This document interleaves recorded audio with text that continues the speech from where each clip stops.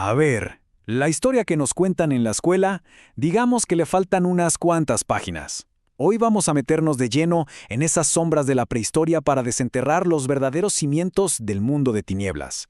Hablamos de una era en la que los mitos literalmente caminaban sobre la tierra. La escala de tiempo de la que hablamos es casi para volverse loco. Los libros de historia le ponen una etiqueta simple, prehistoria. Pero mientras tanto, en las sombras, algo mucho más grande se estaba cocinando. Esto no fue solo el amanecer de la humanidad, no, fue el amanecer de los secretos. Y es que, al final del día, lo que está en los libros es, con suerte, la mitad de la historia. A la par de nuestro relato, el de los humanos, corría otro, uno secreto, uno que iba a marcar el destino de todo el planeta.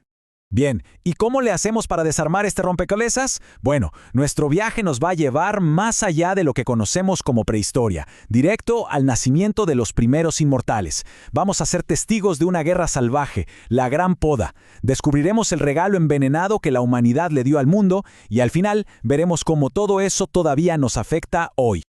Ok, para poder entender lo que estaba escondido, primero hay que tener claro lo que creemos que sabemos. Empecemos pues con la versión oficial. Imagínense la escena. La humanidad, toda orgullosa, levantando cosas como la Esfinge, construyendo sus primeras ciudades, pensando que eran los dueños del mundo. Esos son los grandes momentos que recordamos, ¿no?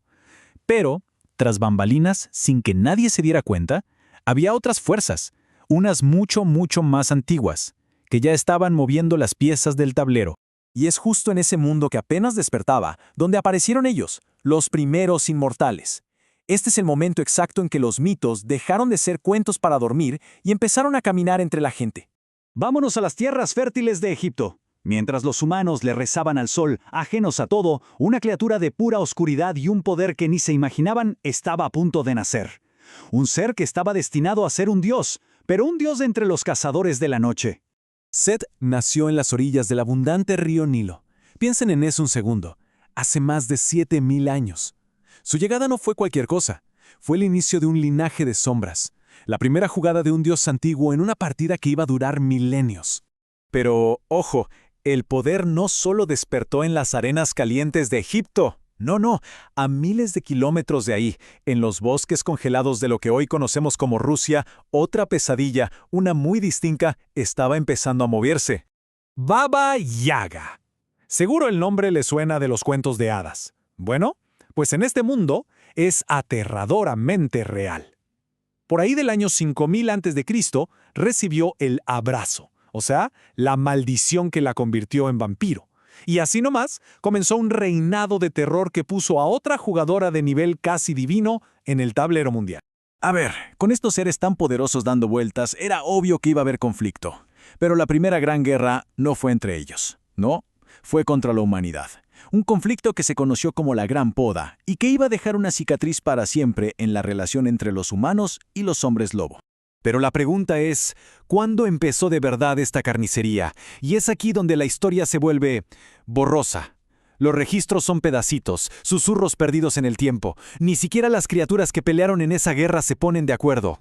Miren esto, el Imperium, como le dicen, tiene dos versiones que no cuadran. Hay quienes dicen que fue una guerra de 3000 años que empezó en el 5000 a.C. Otros juran que fue más corta, de 1000 años, y que empezó en el 3000. Lo único en lo que todos coinciden es que terminó por ahí del año 2000 a.C. Y esa confusión, esa falta de certeza, ya nos dice lo antiguo y lo terrible que tuvo que haber sido.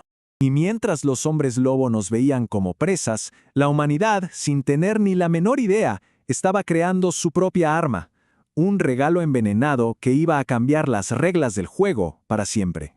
Más o menos por la misma época, en el 5000 a.C., la humanidad descubrió algo que los Fera, o sea los cambiantes, llamaban metales venenosos, la plata y el oro. Para estas criaturas, esto no eran joyas, era veneno puro, literal. Trataron de mantenerlo en secreto, claro, pero no sirvió de nada. Los humanos empezaron a trabajar con estos metales sin saber que acababan de encontrar el punto débil de los monstruos que los cazaban en la noche. Pero no solo se forjaron metales. Con estas nuevas herramientas se empezó a forjar la realidad misma, un poder de otro calibre. A ver, imagínense esto. Durante 4000 años, la barrera entre nuestro mundo y el mundo espiritual era delgadísima, casi no existía.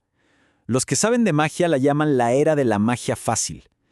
¿Qué significa eso? Que la hechicería era salvaje, potente, impredecible. El mundo era un lugar donde lo maravilloso y lo terrorífico te lo podías encontrar en cualquier esquina. Y después de todo este recorrido, ¿a dónde llegamos? Pues llegamos al presente. Porque nada de esto está muerto y enterrado. Son ecos que todavía se escuchan, fuerte y claro, en la oscuridad de hoy. Entonces, para resumir, ¿qué nos dejó esa era olvidada? Bueno, el nacimiento de vampiros que son prácticamente dioses, como Set y Baba Yaga, cuyas peleas siguen hasta hoy. Una guerra, el Imperium, que dejó un odio eterno entre humanos y hombres lobo. El descubrimiento, por pura suerte, de la plata, el arma que nos dio una defensa. Y todo esto pasó en un mundo donde la magia era salvaje, sin control. Un mundo que, para bien o para mal, ya no existe. Pero que no quede duda, ¿eh? Esto no es historia antigua para un museo. Son los cimientos, los ladrillos con los que se construyó el mundo de tinieblas actual. Y si todo esto que vimos fue apenas el amanecer, la pregunta que queda en el aire es aterradora. ¿Qué horrores iban a venir con la noche?